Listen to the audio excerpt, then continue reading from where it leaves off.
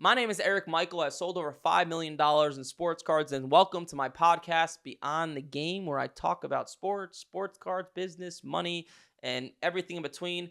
I've been very fortunate where I've made a lot of money with sports cards, and I started a coaching program teaching people how to make money with sports cards a few years ago, and it's taken off like wildfire. And the reason I do this and I teach people this stuff is, number one, well, it's a revenue stream for me, and number two, I truly enjoy it. I think teaching people how to make money with sports cards is the way I could have the biggest impact on this earth, which is great because I could help people make money and it could change their lives just like sports cards did for me. And I have a few things to talk about here today. Number one, while I'm speaking right now, it is 9/11, September 11th. And I just wanted to, not a moment of silence, but take a second to think about the people that really, sacrificed for what we have today, right? We put so much pressure on ourselves every single day to make the most amount of money and dress the best and go to the gym and fitness, but take a second just to think like, you could talk, communicate, breathe fine, feel pain. There's so many people that wished they can get their loved ones back. And 9/11 hits home for me because I'm from North Jersey, a town called Wayne, New Jersey, which is about 10 to 15 miles away from New York City. And my dad was, so he used to commute to Harrison, New Jersey, and then take the PATH train from Harrison, New Jersey, over the water into New York. And then there was a train station under the Twin Towers, and he would pop up and go to his job. He was a lawyer for the government.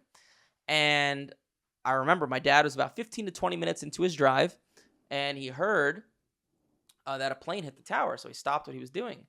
And then he was listening on the radio, and then he heard another plane hit the second tower. And that's when he turned around and went home. But, what could have happened if he went to work 30 minutes earlier? Those planes took off 30 minutes later. And, take a second to think about not only the people that lost their lives on 9/11, but all the people that went overseas to the Middle East and fought these terrorists so we could live in this land that's, I know people get very involved in politics and, it's not perfect, but for the most part, it's extremely safe. There's a lot of fun things to do. And, take a second to think about the people that sacrificed their lives so we could do things, and I could do things and sit here and talk about sports and sports cards to you people. So just take a second to think about that. While I'm speaking right now, it's on 9/11. It's important to me. It hits home because I'm from the area. So that's the first thing I want to go over. The second thing. So this is going to be me venting. This is me venting here for a second. So last week, or what I'm going to do on these podcasts, I love to gamble in the NFL. I've been very fortunate. I've been pretty profitable. Last week, I put out my 3 picks. It was the Titans +4, it was the Falcons -3, and it was the Browns -2.5. I went 0-3. Now, back on when I was saying that, I didn't know that Justin Fields was going to start. I thought Russell Wilson was going to start, so I did not bet on that Falcons-Steelers game because it was part of it was predicated on Russell Wilson playing, who I think is very bad. But so my favorite pick was the Titans. I've been on the Titans +4 for months. I was like, this is just an amazing bet. And I got it so right. I was like, Caleb Williams sucked. They ran the ball. Will Levis made a few plays. They played stifling defense and everything in between. And did you see what Will Levis did to lose that game? Did you see that? The Titans were up 17-0. I had the Titans +4.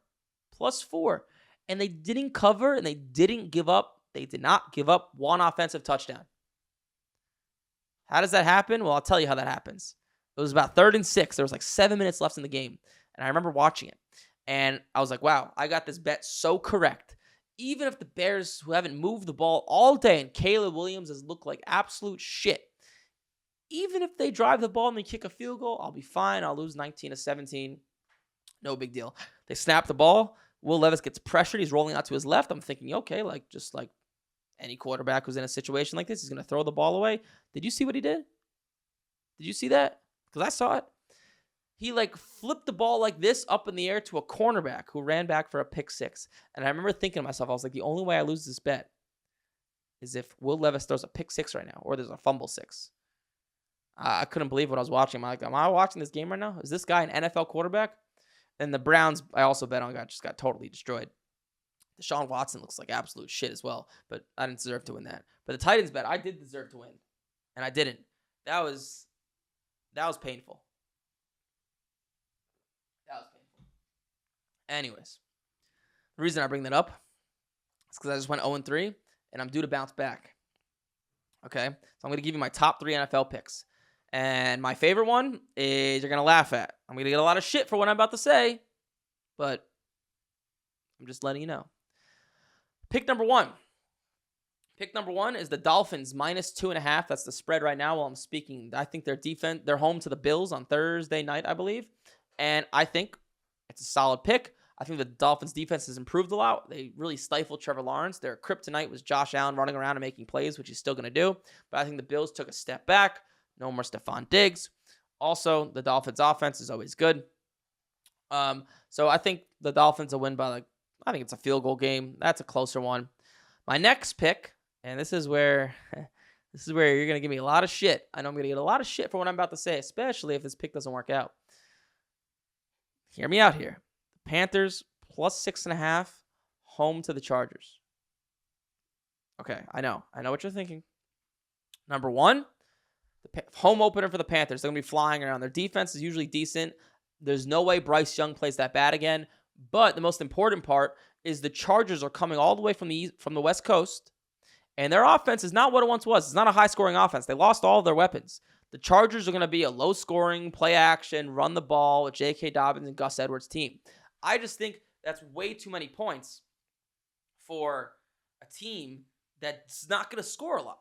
I just think if the Panthers could score 13 points, which they should be able to, the Chargers don't have a top-end defense, I think it's a great bet. I think just the amount of points they're giving to a team with a home opener, I think it's just a great bet. I think it's going to be an ugly, low-scoring game with a +6.5 is a lot of points. So that's my pick of the week. I like the Titans last week. I love the Panthers this week. And my last pick that I like a lot as well, once again, I'm probably going to get shit for this, is the Bengals +5.5 at the Chiefs.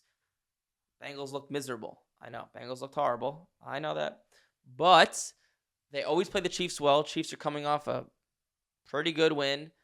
And the Bengals defense always plays well against Mahomes. There's no way Joe Burrow plays that bad again. And they're always close.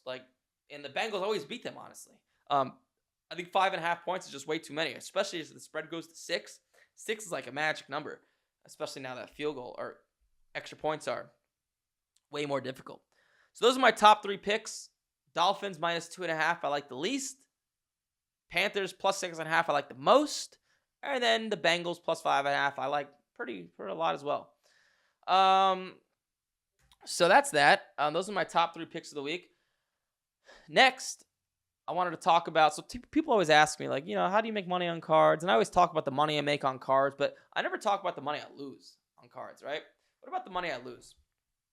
And I want to go over the time I lost the most amount of money on a card. Okay? And this is honestly kind of embarrassing, but it happens. It's business. So, this is the pandemic. Middle of the pandemic. Everything was sky high. It was like 2021 or 2022. Everything was sky high. And I saw LeBron James 2003 Topps Chrome Refractor. It was graded by Beckett. It was graded a 9.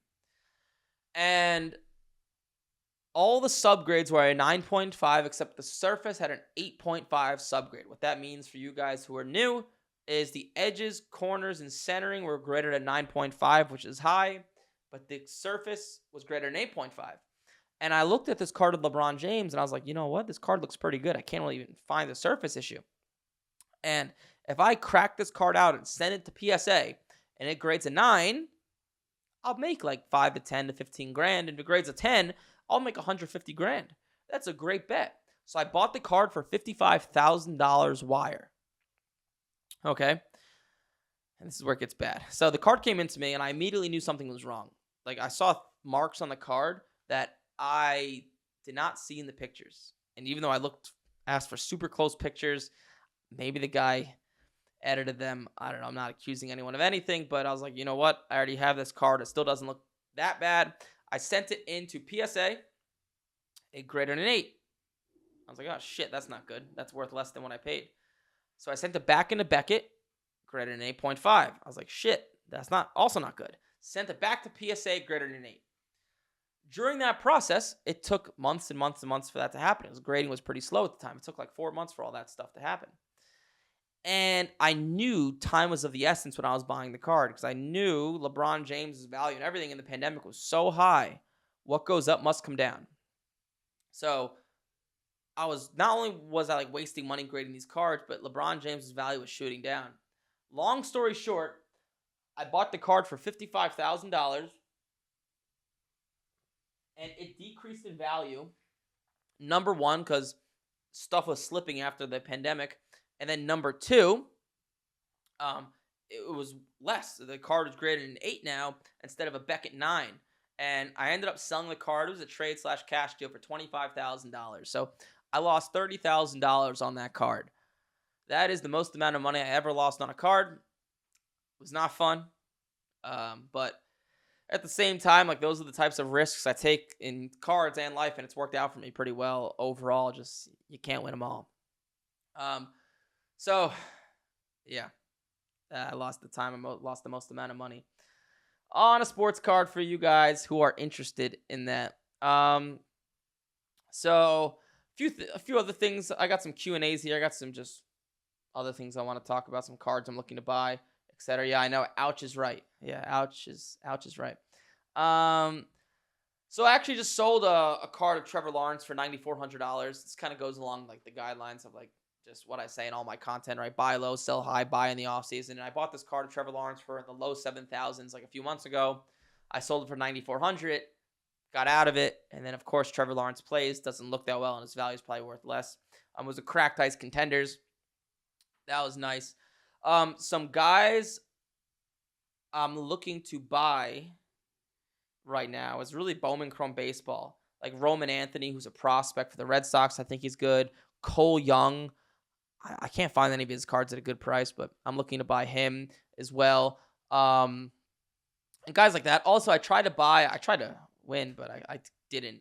I tried to buy a card of Victor Wembanyama. It was an orange prism on eBay. It was raw. It was not great, and I thought the condition looked good. And I tried to pay what I bid. I think I bid $5,000 on it, and tens are like $11,000. And I got outbid. It sold for like over $6,000, which I was shocked. But I was just trying to buy that, flip it quick before the season starts. Hopefully, it would have graded a 10. It didn't work out for me. Also, I literally just lost the auction yesterday. These are higher end cards. This is kind of like where I like to play. But it was a 2018 Bowman Chrome Shohei Ohtani Gold, the one of him hitting, not autographed, and it was an SGC 9.5, and the card looked pretty good. I was gonna crack it out and send it to PSA, and if it gets a 10, I would have made like 10, 15 grand, and if it graded a 9, probably break even. And like the card.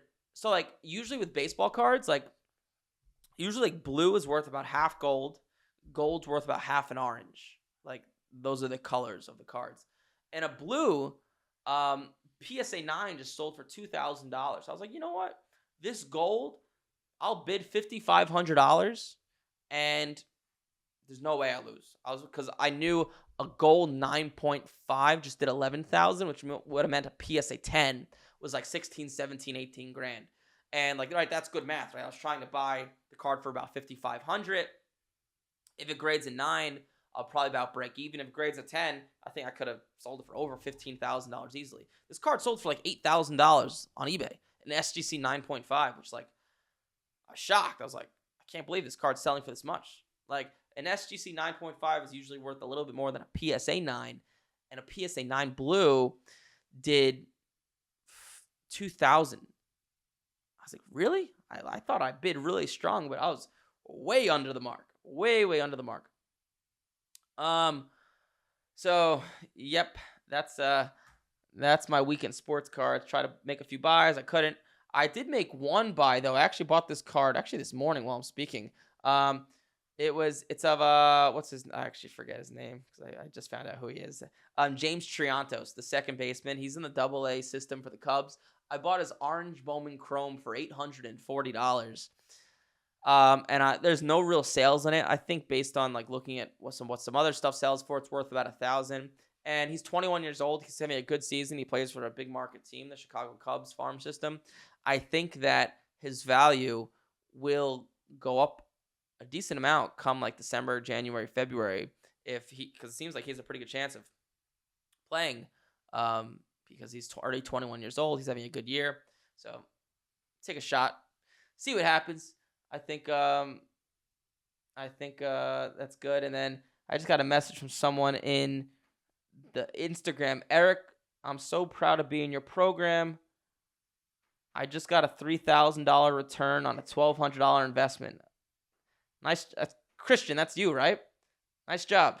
What card did you buy, or what did you do to make that type of money? That's not too bad. I'm assuming you bought it for $1,200, you sold it for $3,000, so you made $1,800 in profit. Nice. That's good stuff. Let me know what card you bought. I'm curious. Cheerio, card of Jackson Cheerio. What card of Jackson Cheerio was it? And we're like, what kind? How much did you? So you paid $1,200. I'm assuming you got it graded, a gold refractor. You bought a gold and it graded a 10 for you? A 2022 Bowman Chrome? That's pretty good. I'm waiting for your response. I'm waiting. There's a little bit of a delay with the Instagram Live. That's pretty sick. Buy for $1,200, sell for $3,000. Gem in 10. Wow. Yeah, well, good for you. I know you were pretty nervous before you joined the program, but good for you. Nothing wrong with an $1,800 profit. Oh, 2023, not his. Okay, gotcha. Cool. Congrats, man. Jackson Cheerio is pretty hot right now. Joe knows his baseball stuff, so I would definitely listen to him. But glad to yeah, no problem. I'm happy to have you in the program. So some other things I want to go over. So if you watch any of my content, I say very right, buy low, sell high, sell football before the season starts. And I just want to sit here and say and tell you, it's not meant to come off in a cocky way, but I was right. While I'm speaking right now, we are just over week 1 of the NFL season. Look at all the young QBs. This is why investing long-term into young players doesn't work out that well. Look at what happened. Did any young quarterback have a good game? Anthony Richardson did. He had a pretty good game. Outside of that, did anyone have a good game? Stroud did okay. Look at all the rookies. Jaden Daniels, Caleb Williams, Bo Nix. Caleb Williams is the worst. He was atrocious. Drake May doesn't even start. Trevor Lawrence was not good. All these young quarterbacks just do abysmal. And what happens, Jordan Love he didn't play. He played okay, but he ended up getting injured. And this just happens every single year. I was looking at Jordan Love prices, and I'll look again here just so I'm saying the correct stuff here. But I was looking at Jordan Love the other day to see how much his stuff went down in value. It's down in value almost 30-40%. His PSA 10 contenders, I'm looking right here. Before the season started, his PSA 10 contenders was $2,200. So it was $1,200 4 months ago.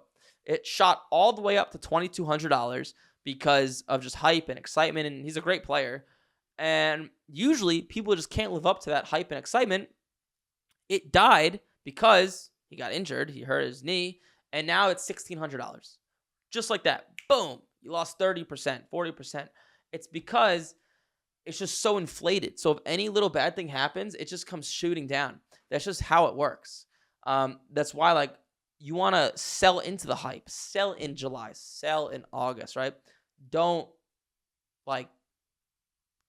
hold these cards because it's very rare someone can maintain that level of excitement and hype and his value could actually increase. So, piece of advice. I got some Q&As here. I'll end it with this. Yep, got some Q&As here. So this person's name is Girl with a Jeep. I don't know. Are you a girl, I guess, with a Jeep?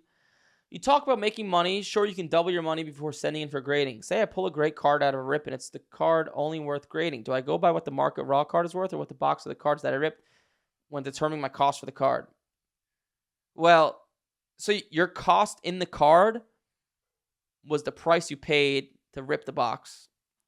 But over the long term, you're going to lose a lot of money ripping open boxes and cases, right? It's just gambling, right? It's just you're just going to the casino and pulling the slot machine lever. You can get lucky one day, but over the long run, you're going to lose a lot of money.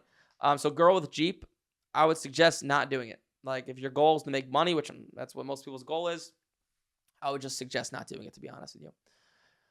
Deshaun says, how do I find out what the cards I have are already worth? So honestly, the easiest way to find out what cards are worth is just go on eBay, search the card in the search bar, scroll down to the bottom left and click sold items, and then you can see recent sales of the card. All right, third question. This guy's name, he put Hakuna Matata. So Hakuna Matata. If a basketball player signs an exclusive deal with Panini, does that mean he cannot have a Topps basketball card? Does the exclusive mean just on-card autographs? And can you come on my boat? Well, I don't know who you are, Hakuna Matata, so because I don't know who you are, you can't come on the boat. How do you know I have a boat, by the way? Is there an ad of me on my boat? Maybe. I don't know. I don't really advertise my nice toys and things. But so if someone signs an exclusive deal with Panini, what that means is Topps can make cards of him, but they won't have autographs. So like a good example of this is, what was it? Ben Simmons back in 2016. If you look at his National Treasures cards, which National Treasures is made by Panini, he has ones, and it has a Sixers uniform and the jersey, but there's no autograph on it because Ben Simmons signed exclusively with Upper Deck. Ben Simmons, his rookie cards are with Upper Deck. He stinks now, so I wouldn't buy him. But so if you look at his National Treasures, there's no autograph on it. So that's what it means. The card just can't, the player will not sign. Whether it's an on-card autograph or a label or a sticker autograph, won't sign. Let's see. Renee says, very few cards I submit to be graded come back a 10. In selecting a card to be graded, what do you look for to increase the chance your card will be graded a 10? Well, this is why I teach people how to do it, because it's a skill, right?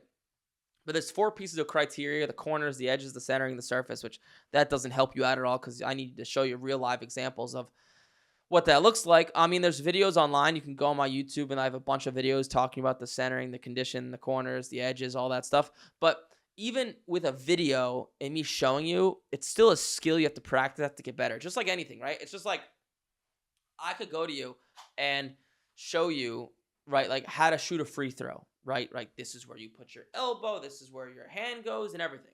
And I could show you exactly how to do it, just like I do with grading cards. Like I could show you exactly how to do it and exactly what I do, but you're still going to stink.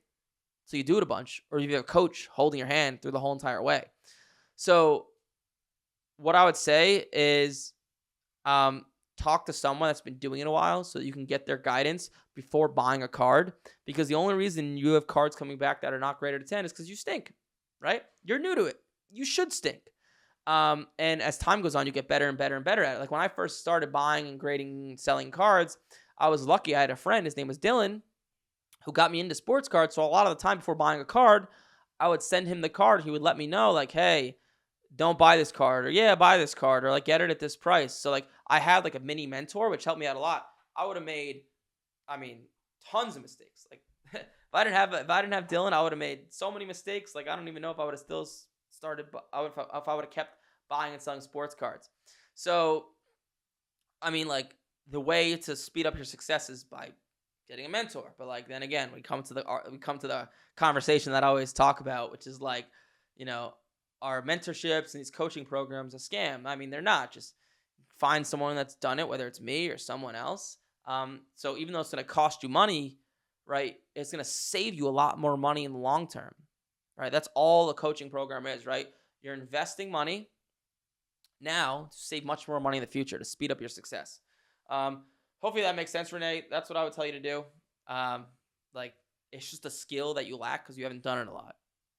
Just like anything. If you never shot a basketball before, you're going to suck. So you've done it a lot. And pay a coach so you can get better. So this person didn't put his name, but says, I'm a little bit older, and I like vintage cards. I'd love to be able to get a business going with those cards. What's the best thing you could think of so I can get the business going doing vintage? Okay, so vintage is a little bit harder to make money on, and you need more money. And I'm assuming when you say vintage, you mean the 80s and 90s and below. But this is the way vintage cards work. So I'll just give you a bird's eye view of how to make money with vintage cards. So if you take a card of, so I just bought one, a 1998 Topps Chrome Randy Moss. I'm just giving you an example. This isn't I know Randy Moss isn't vintage, but it's the same principle. If I hold the card of Randy Moss for 20 years, it's probably going to go up in value, right? Probably not going to go down. Randy Moss is done playing. There's only going to be less of his cards out there as time goes on. Now, if you use a tool called Market Movers, what you'll see is these vintage cards they go up over time, but they go up like this: the up, down, up, down, up, down, but they trend upwards. So what you could do is buy it at its peak valley and sell it at its peak. So for example, this card of Randy Moss I bought, this 1998 Topps Chrome PSA 10, I paid $110 for it. The last sale of this card is $117. However, this card in the past 365 days is slowly going up, but it's going up like this. So there's sales of $230, then back down to $160, then up to $240, back down to $140. So what I'm doing is I bought the card for $110 at its low. I'm using Market Movers, and what you could do is you could put the value of the card into Market Movers and let it alert you when there's a sale of like $160, $170, $180. And there's multiple sales of this card over $200 in the past 12 months, which tells me in the next 12 months, there's going to be other sales of $200, $210, $220. And you just buy a bunch of these vintage cards, and when the price is right, play on words, when the price is right, and it spikes back up, because it will, they all do, because they go up like this, sell it. That's it. Because vintage cards, you're not really going to be able to grade them. You could, but good luck finding them. So that's the way to make money with vintage cards. Michael says, where should I begin with my sports card collection? I'd like to submit for grading. All right, so I'll just give you a basic rule of thumb, Michael, that'll help you out. So one, look at one of my videos to look at the condition of the card, because if the condition of the card sucks, you should not send it in for grading. Next, what you want to ask yourself, so the minimum service level is going to cost you about $19 to get a card graded. That's like kind of like the minimum. So what you want to do is ask yourself, this is like a standard rule of thumb for grading cards, when you're grading a card, at the minimum, you want to at least double your money. So if it's going to cost you $19 to get a card graded, make sure at the minimum that card, if it tens, is going to be worth at least double what you're paying for grading. So you want to make sure you're going to at least net $38, okay, at the minimum. So just ask yourself, am I going to double my money if this card grades a 10? Also, is the condition good? If good, it's worthy sending in. If not, don't send it in. Not worth your time. So, Michael, hopefully that answers your question. And that's all the sports card stuff and questions I got for today. And I'll leave you off with this. So this is sports cards aside. I just want I'm gonna brain tease all you guys for a second. So I'm gonna let you in on my personal life a little bit. So, for the most part, we could agree telling the truth is the right thing to do, right? And I'm someone that I have trouble not telling the truth, because I can see when other people are lying, and I don't want people to see if I'm lying. So I really like to tell the truth. Sometimes I'm a little bit too much. I'm very blunt and straight and direct to the point. And so I'm asking you guys this to get your opinion, especially because a lot of you guys that watch this are older. You're probably wiser than me when it comes to life, because you've had more life experience. So there was a girl I was talking to. Beautiful. Cute, meditates, yoga, cooks food, healthy, smart, intelligent, has that southern like slant, like that southern like manners to her, everything, right? The problem was I just like couldn't find her attractive enough. She was attractive, but just like not enough to date. Like she was cute, like, and I tried. I hung out with her multiple times. You know, we slept together and all that stuff. You know, everything was great. I just couldn't find her attractive enough. And things were escalating pretty quickly. She was pretty into me. And I don't like leading people on, because it's just a waste of my time and their time. So it was very evident to her that I didn't want to date her. And the actual unfortunate, sad reason is because I just couldn't find her attractive enough. Just, I couldn't get over it. I'm a guy. Listen, I look at that stuff. Like, I know to me, it's 70% personality and 30% is attractiveness. Like, that's just how it goes.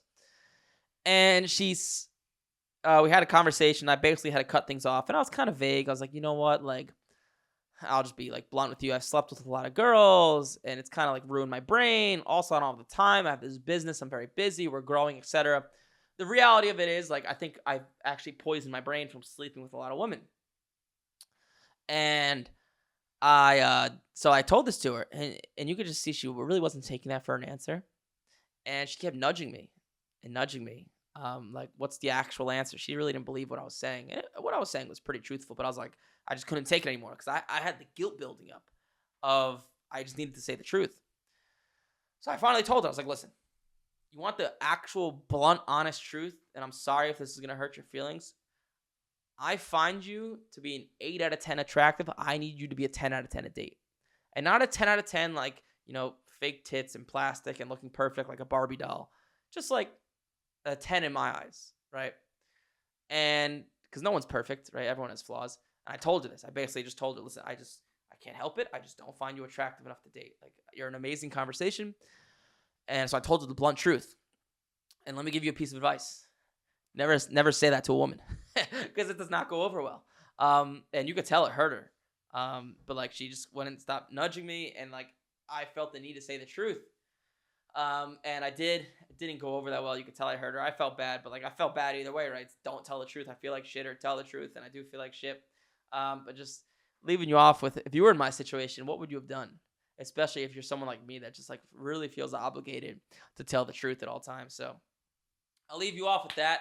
I know, as I told you, I like to take these podcasts and just kind of run with them and talk about whatever's on my mind or whatever's happening in my life, because I think it's interesting to get the perspective from someone else.